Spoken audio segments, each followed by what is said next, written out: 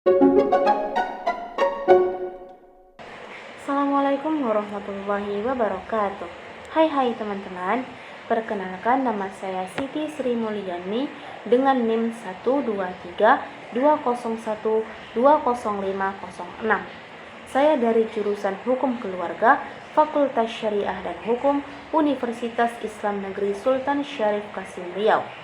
Video ini saya buat guna memenuhi tugas mata kuliah saya, yakni mata kuliah Administrasi Peradilan dengan dosen pengampu saya, yakni Bapak Zulfahmi MH. Nah, adapun pembahasan yang akan saya bahas di video ini itu terkait dengan tema teknik pembuatan putusan. Kira-kira apa sih putusan itu? Langsung saja kita masuk ke pembahasannya. Yang pertama, pengertian putusan. Putusan yang dimaksud itu sama dengan putusan hakim atau putusan pengadilan untuk menyelesaikan sengketa perdata, sehingga putusan tersebut dapat diterima oleh penggugat atau tergugat. Putusan hakim itu sama dengan mahkota keadilan, kebenaran, dan kepastian hukum. Putusan hakim itu harus memuat beberapa hal. Yang pertama, apa yang dituntut serta jawabannya. Yang kedua, dasar-dasar putusan atau pertimbangan hukum. Yang ketiga, biaya dan ongkos-ongkos yang timbul dari perkara. Yang keempat, menyebutkan pihak yang hadir saat putusan diucapkan. Yang kelima, pasal-pasal dari undang-undang atau ketentuan yang menjadi landasan pertimbangan hukum.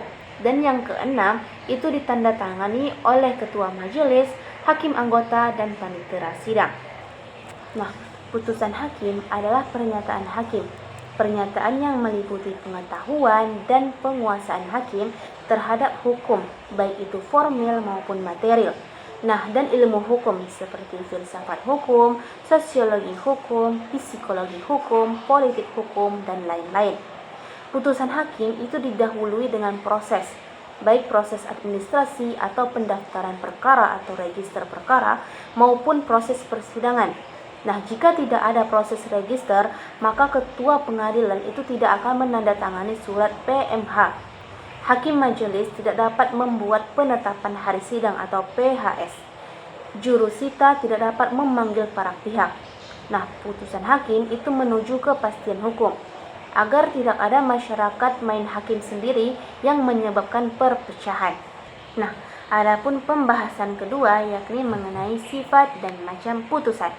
Yang pertama ada putusan deklaratoir, yaitu putusan yang bersifat menerangkan, menegaskan, atau menetapkan. Misalnya, menetapkan ahli waris. Bisa juga bermakna putusan yang bersifat menolak gugatan. Yang kedua, putusan konstitutif, yaitu putusan yang meniadakan suatu keadaan hukum atau menimbulkan suatu keadaan hukum yang baru.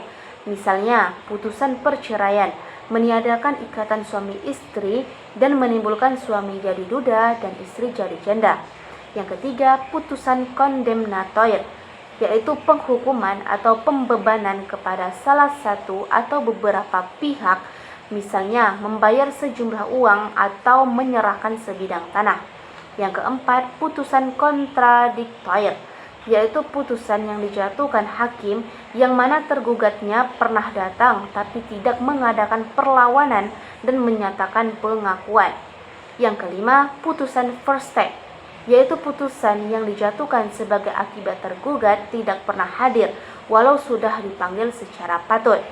Dan yang terakhir, putusan sela, yaitu putusan sementara, bukan putusan akhir. Misalnya, memutuskan istri sementara pisah rumah selama proses perceraian. Nah, adapun pembahasan yang terakhir atau pembahasan yang ketiga itu mengenai sistematika putusan. Nah, sistematika putusan ini itu meliputi yang pertama ada kepala putusan, yang kedua ada nomor register, yang ketiga ada nama pengadilan yang memutus, yang keempat ada identitas para pihak, yang kelima tentang duduk perkara, yang keenam pertimbangan hukum, dan yang terakhir ada amar putusan atau diktum. Nah, itu tadi pembahasan mengenai putusan yang dapat saya jelaskan. Saya memohon maaf jika pada saat penyampaian ada kata saya yang salah. Semoga apa yang saya sampaikan ini dapat bermanfaat bagi kita semua. Cukup sekian, saya Siti Sri Mulyani pamit undur diri. Wassalamualaikum warahmatullahi wabarakatuh.